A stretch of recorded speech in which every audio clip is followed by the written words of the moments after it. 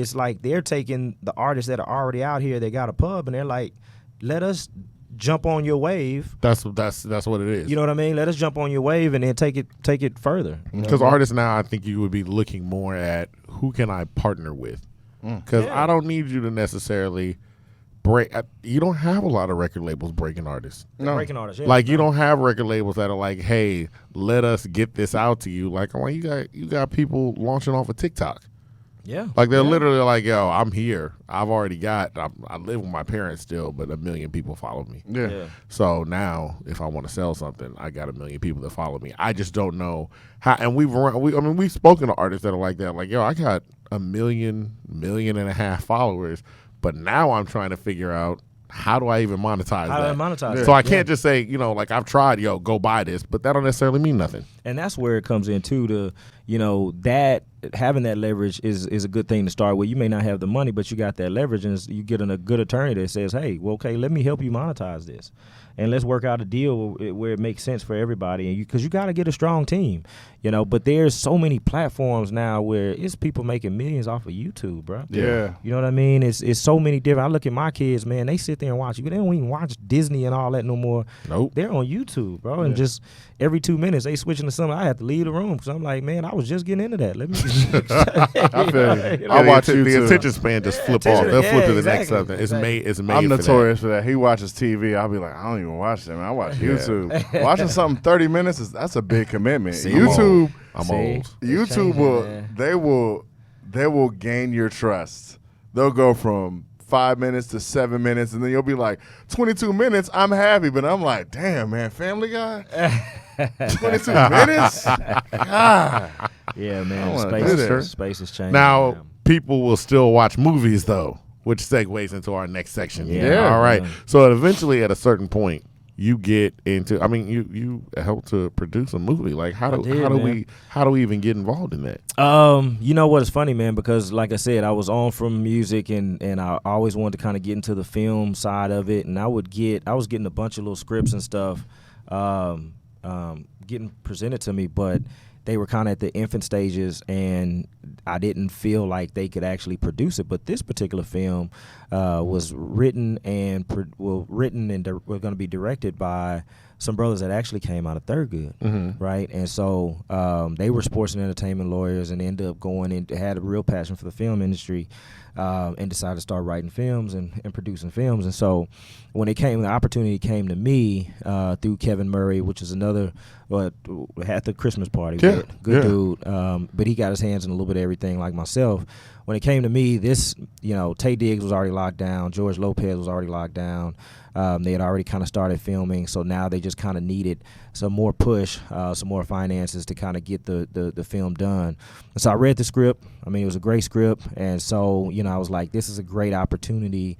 One, it's a project that I would stand behind. I think it's a great script. It's a great movie concept. It's current to the time now. I mean, let's talk about the concept. So this movie is called River Runs Red. River Runs Red. Yep. And the premise of this movie. Yeah, so just a brief synopsis. Tay Diggs plays a judge, right? And his son was about to start his first day at the police academy, and on his way to the police academy, ends up getting gunned down by a road cop. And so Tay Diggs, thinking because he's a judge, he's going to be able to get justice for his son. And ultimately, it doesn't go that way. Some political things happen, and the police officers get off. And so Tay Diggs and George Lopez, and George Lopez played, this was his first dramatic role, and he played a father whose son got killed by these same cops. And so Tay Diggs and George Lopez teamed up and took the law into their own hands. And it just touched me because we had been, we're in such a tight area right now in our society with police brutality. And ultimately, when we see these cops getting off and we see this happening, as black men, as fathers, underlying, we have that mentality of like, man, do we need to take law into our own hands? You know what I mean? And then this kind of shows what happens. But yeah, so it was a good concept. And again, the brothers that was doing it with Thurgood alum, some brothers. And then a big part of it too is, man, if you see it right now, we're in such a point where there is such a hunger for black content. right? You know what I'm saying? We're at a place where, you know, you saw how well Wakanda did and Black Panther. Everybody knows. I mean, but you got Black Panther, you got Photograph, the Photograph, all Issa that Rae. stuff. That new Yeah. movie with Issa Rae, and I the, definitely want to go see that. Yeah, I saw but Issa Rae and that wasn't a Photograph? No, there's she another got two. one. Yeah. She has Oh, the she got another one. Photograph, and Okay. she has another one that's like more of a comedy Oh, okay. that's okay. coming out. But they both Gotcha. look great. Yeah. Everything And, Tyler Perry's doing. I mean, there's a lot of stuff Yeah. now. So it's a need for black content, and so I thought this was a good way to kind of dip my toe in the water, really understand the Yeah. workings of it, and so now through that process, I started my own film production company. And now, what's the name of the film slowly- production company? It's called Real Royalty Films. So Okay. real, like a movie, real REEL Royalty Films, and so and it's funny because I actually came up with that concept probably around the time of law school, like 2008. And I had gotten the logo drawn out and everything. It was kind of like one of those vision board things. And, you know, ultimately it came to fruition 10 years later. But, you know, it came to fruition. The and right so, time. Yeah. It happens It's all when it's supposed to it's all happen. about timing, man. So, what would you say is the biggest thing about, like, what are some of the new things that you're getting into or you're learning from stepping into the film industry? Well, you know, there's things like such as tax credits, like you said. In Houston, a lot of people were so awed by it because it's like, one, you're producing a film here in Houston. I mean, we shot it somewhere else. We shot it actually in Louisville due to the tax credits. Yeah. You know what? But let's back up. Let's talk about Yeah. the tax credit Yeah. thing, because a lot of people will say things like, Houston got space, or Austin got space, or such and such got space. Yeah. How come people aren't filming movies here? We need that. Yeah, we need the tax credits here, and it creates more of an incentive for filmmakers to bring the films here. Because that's why that I mean, people act like it's just around all the time, but that Georgia. Yeah, like that peach. Georgia. That peach. That yeah, when you was see that not peach- around Yeah. at first. Like, everybody was filming in like Los Angeles. Yeah. And then all of a sudden, so Georgia started giving out tax credits. And that was that stamp. Like, Yeah. you got that tax credit, and then you filmed it right there in Atlanta, and it brought a lot of people, and that's where it got the name Black Hollywood. It brought a lot of people out there to start filming. And you see these studios, what Tyler Perry is amazing, and there's some other guys that are creating some studios out there too. Louisiana has it, so hopefully soon it comes to Texas, because we do have a lot of space to do things here. But you know, that kind of comes from lobbying and getting down there in Austin and them kind of opening the doors for that to happen. Absolutely. Yeah. And I mean, that starts off with people just knowing. Because, I mean, look, the more people that know about this, because you get more people down here, you get more jobs, you get more opportunities. There are definitely an argument, like there's arguments for and against tax credits. But the whole thing is, you're still wanting to get business coming into your state. Yeah. And this is I mean, the movie industry is just, it's a viable business. And then also too, it's like, you know, it brings more, you know, businesses that, because they need these tax credits for the money that they're making. And so it's just like here, I mean, people are like, oh, you invested in a movie and this, that, and that. Well, yeah, I wanted to get involved in it, but two, I needed the tax break too in certain areas. So, you know, these are things that have been done by our counterparts in LA and New York and other places, and now we're finally, like I said, it's black films, black content. Why aren't we a part of it? Why aren't we supporting it? Why aren't we? And a lot of times it's because we don't know enough, and we're, you know, it's a scary game to jump into. But once you kind of start seeing it and seeing it done successfully, then it'll start getting more of us to start putting some of our dollars by being able to tell our own stories, right? Yeah. So Now, what are the plans now? Are you planning on getting into more films? yeah, Or- so actually I'm in the process now.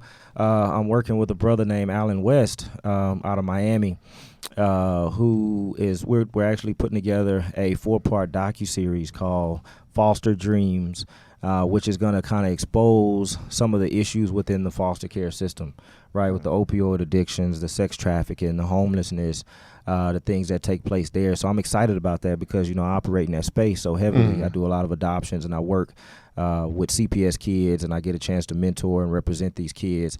And so, man, some of the stuff that I see, this is going to be cool to just kind of, so it's different from a film, you're seeing a lot more of these docu-series where it's a 4-part, hour-long series that kind of tells a story and kind of gets you into that into the world of different areas. And so I think foster care system, a lot of people know it, but it doesn't have a face. Yeah. It doesn't have a reality to it. I don't think people have just been exposed enough to it. So, I'm excited about that. Because people have a different perception. I mean, maybe from what little we see on TV of what happens in the foster care or in the adoption system. And until you start speaking to lawyers and CPS caseworkers and things like that, then you're like, oh, this is a much different it's much different, man. I see some of these kids and what these kids go through.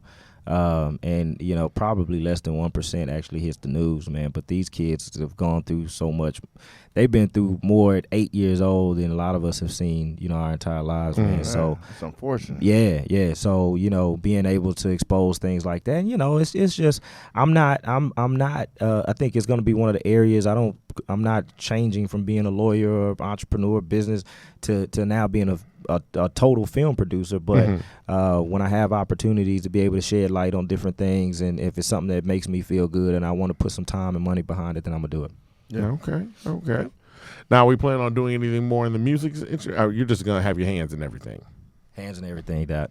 Hands in everything. Hands in everything. I mean, that's kind of been my mentality. I know what my core areas are, but that's one of the reasons why I became a lawyer. I wanted to be able to have the flexibility and the freedom to be able to get involved in things when I had a passion behind it and saw something that I wanted to do. So, I do real estate. I have a title company that I opened up about 6 years ago. And it's funny because I'm like, people ask, what do you do? And I'm like, you can rattle off a bunch of stuff. Yeah, it's man. like I'm just doing a bunch of stuff. A bunch of stuff, man. Yeah. Now, I was always taught, man, rat with one hole is a dead rat, man. So you got to have, in this day and age, multiple streams of income. Yeah.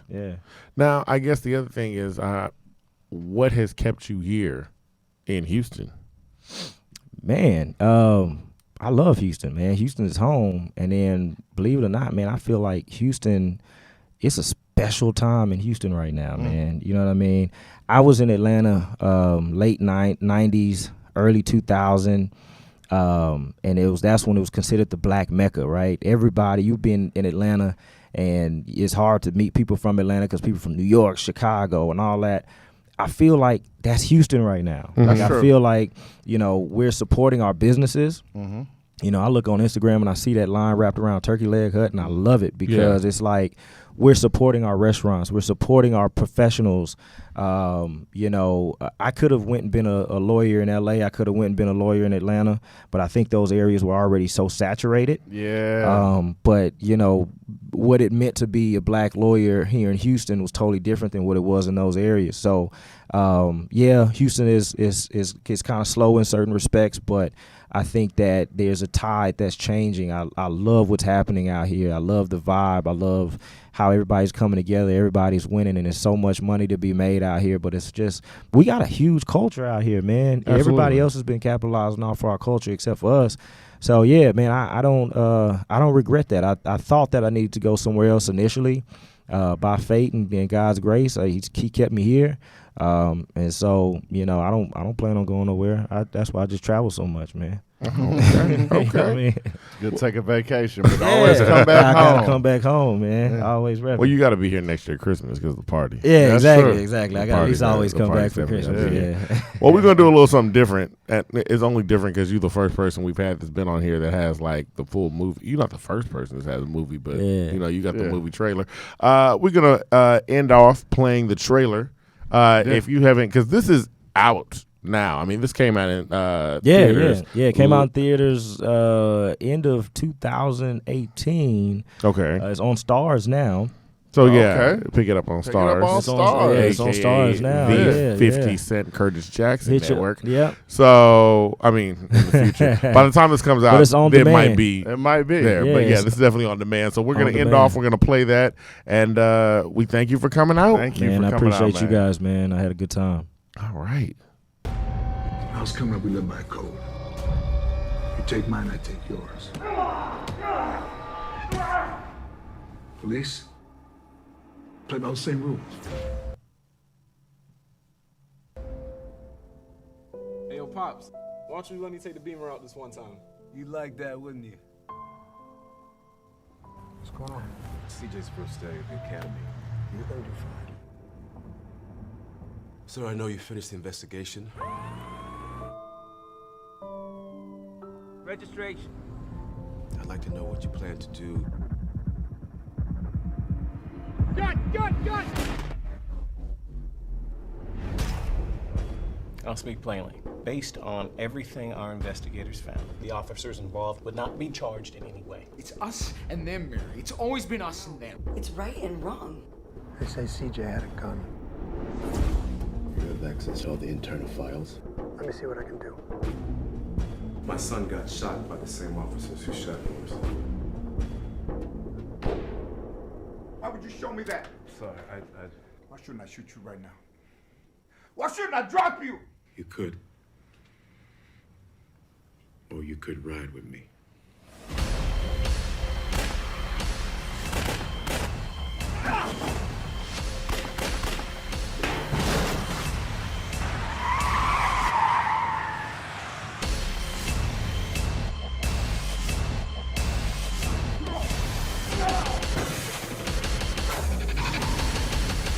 Stop. I have a son. He's 6 years old. I have a son.